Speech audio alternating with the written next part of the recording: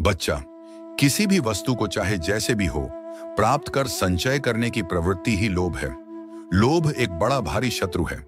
लोभ से ही पाप करने की प्रवृत्ति उत्पन्न होती है। लोभ से ही पाप, अधर्म और दुख का जन्म होता है।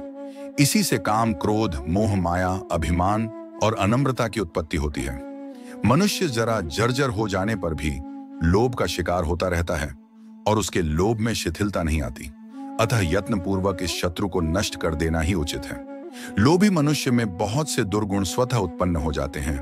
कृपणता, तृष्णा, विकर्मों में प्रवृत्ति, कुल रूप ऐश्वर्य का मद, सभी प्राणियों से द्रोह, सबके प्रति अविश्वास और सबके प्रति निष्ठुरता का व्यवहार ऐसे ही दोष हैं। पराया धन चुरा लेना, पराई बहू बेटियों का शील हरण करना, पराई निंदा में मन लगाना, इंद्रियों के वश में रहना, झूठ बोलना, दूसरों से घृणा करना आदि नाना प्रकार के दुर्गुण लोभी मनुष्यों में आ जाते हैं।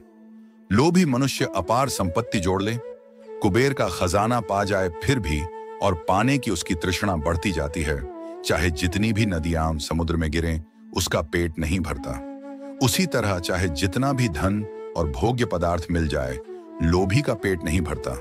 लोभ मनुष्य को सदैव तृष्णा की आग में जलाता रहता है और वह इसी से बेचैन होकर अधर्म की शरण लेता है, पाप करता है। शास्त्रों की व्याख्या करने वाला पंडित भी जब कथा में तन्मय न होकर दक्षिणा की चिंता करता है तो वह सदा ही दुख भोगता है।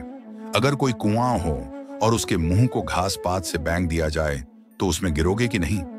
मधुर बोलकर ठगने वाले लोभी मनुष्य इसी प्रकार के कुएं की भांति हैं और निरंतर दूसरों को ठगने की ही प्रवृत्ति उनकी बनी रहती है।